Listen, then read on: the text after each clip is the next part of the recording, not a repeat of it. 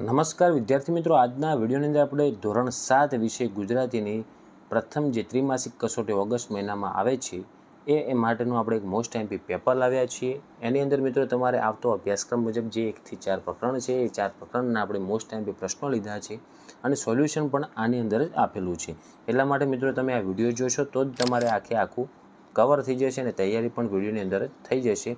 તો ખાસ મિત્રો વિનંતી છે કે વિડીયોને અંત સુધી જુઓ અને તમારા બીજા મિત્રોને શેર કરજો। આવા ઉપયોગી વિડીયો માટે આપણી ચેનલને સબસ્ક્રાઇબ જરૂરથી કરજો।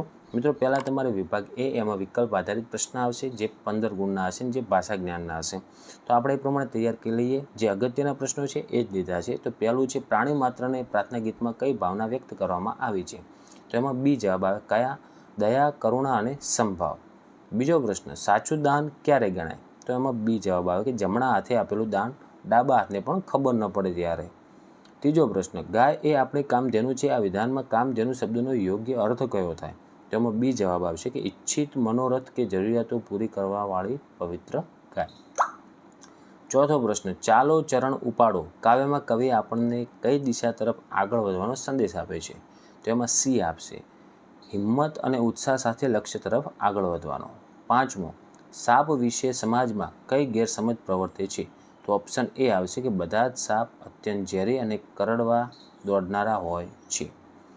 છઠ્ઠું છે નીચેનામાંથી કયું વાક્ય રૂઢિપ્રયોગનો સાચો ઉપદેશ દર્શાવે છે કે પગ ઉપાડવા?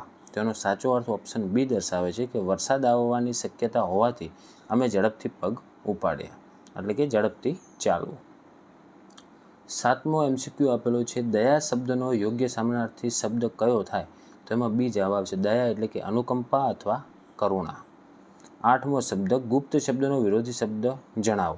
તો એમાં બી જવાબ આવશે પ્રગટ એટલે કે જાહેર। પછી આપણે કૌંસમાં આપેલા શબ્દોમાંથી યોગ્ય શબ્દ પસંદ કરીને ખાલી જગ્યાઓ પૂરવાની છે, જેમાં તમારે ઉપર ઓપ્શન આપેલા હશે અને ખાલી જગ્યા પૂરીશું। કે પહેલું છે જવાબદારી અને ભાવના સાથે કરેલું દાન એનો જવાબ થાય નિષ્કામ દાન કહેવાય છે। બીજું કુદરતે માનવજાત માટે ગાયને, તો એમાં જવાબ આવે કામધેનુ સમાન ઉપયોગી બનાવે છે। ત્રીજી ખાલી જગ્યા સંકટનો સામનો કરવા ડગલું પાછું ન હટાવવું પરંતુ ચરણ જવાબ આવે ચરણ આગળ ધપાવવા। ચોથું કુદરતમાં મોટા ભાગના સાપ પછી ખાલી જગ્યા છે તો એમાં આવશે અઝેરી હોય છે તેથી તેનાથી બિનજરૂરી ડરવાની જરૂર નથી।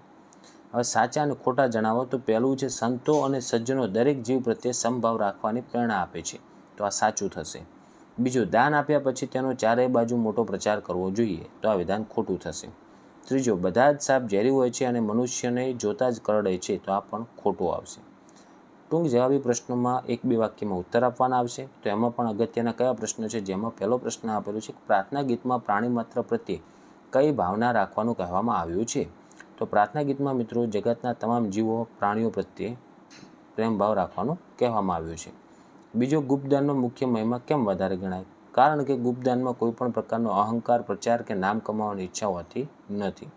ત્રીજો ખેડૂત માટે ગાય શા માટે આશીર્વાદરૂપ છે?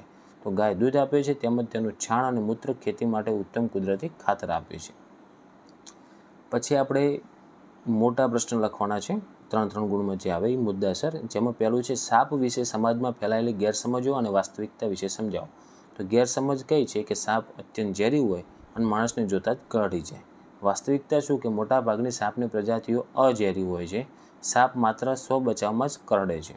અને ત્રીજું આવશે કે પર્યાવરણીયનું મહત્વ શું કે સાપ ખેતરને પાકને નુકસાન પહોંચાડતા ઉંદરોનું ભક્ષણ કરીને ખેડૂતનો મિત્ર બને છે, તેથી સાપને જોતાં જ મારી નાખવાને બદલે તેને કુદરતી વાતાવરણમાં છોડી દેવા જ જોઈએ। બીજું ચરણ ઉપાડો કાવ્યના આધારે જીવનમાં ઉત્સાહ અને પ્રગતિનું મહત્વ સમજાવો। તો આપણને કોઈપણ કાર્યમાં સફળતા મેળવવા માટે આળસ છોડીને આગળ વધવું જોઈએ, જીવનમાં આવતી અડચણો મુશ્કેલીઓનો સામનો કરવો જોઈએ, સમયનો સદુપયોગ કરીને નિરંતર આગળ વધવાથી જ લક્ષ્યની પ્રાપ્તિ થાય છે।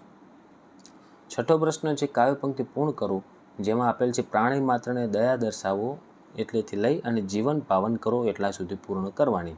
તો એનો જવાબ થશે મિત્રો કે પ્રાણી માત્રને દયા દર્શાવો, દેશભાવ સભી દૂર હટાવો, પ્રેમ તણો વહેડાવો ફુંવારો, સત્ય માર્ગે જીવન પાવન કરો।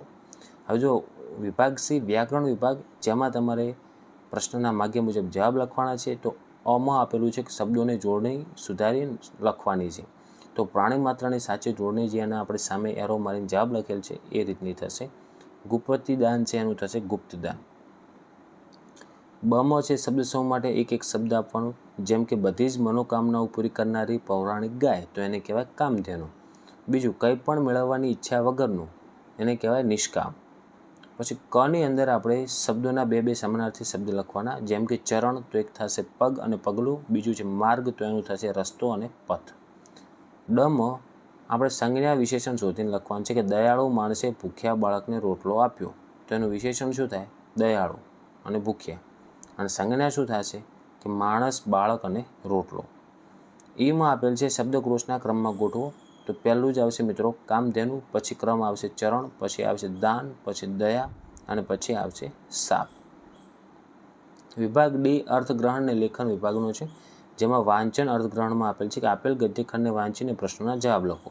તો તમને ફકરો આપેલો હોય એના ઉપર પ્રશ્નોના જવાબ લખવાનો પણ એક પ્રશ્ન આવી શકે છે.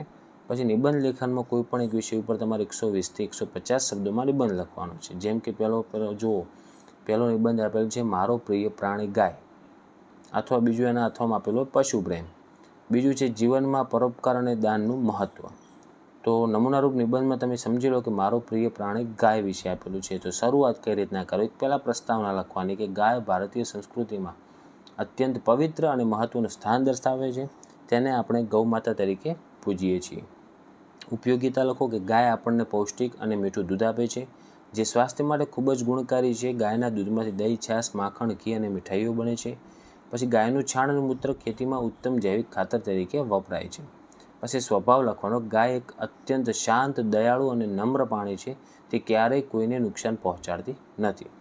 અને ઉપસંહાર જુઓ કે પ્રાચીન કાળથી જ ગાય આપણી આર્થિક અને સામાજિક સમૃદ્ધિનો આધાર રહી છે. આપણે ગાયનું જતન કરવું જોઈએ અને તેના પ્રત્યે પ્રેમ તથા કરુણા રાખવી જોઈએ. ઓકે મિત્રો, તો આ થઈ ગઈ આપણે ધોરણ 7 વિષય ગુજરાતી માટેના ત્રિમાસિક કસોટી 2026નું મોસ્ટ એમપી પેપર. મિત્રો, પેપર પહેલાં એકવાર આ વિડીયો જોઈને જજો, તમને ખૂબ જ લાભ થશે. આમાંથી પ્રશ્નો આવશે તો એનું સોલ્યુશન પણ તમને વિડીયોની અંદર જ કરાવી દીધેલ છે. ઓકે, તો આશા રાખું છું મિત્રો કે વિડીયો ઉપયોગી બન્યો છે. તો વિડીયોને લાઇક કરો, બીજા મિત્રોને શેર કરો અને આવા ઉપયોગી વિડીયો માટે આપણી ચેનલને સબસ્ક્રાઈબ કરી દેજો. હવે મળીશું મિત્રો આપણે નેક્સ્ટ વિડીયોમાં. Thank you so much for watching my videos. Thank you so much.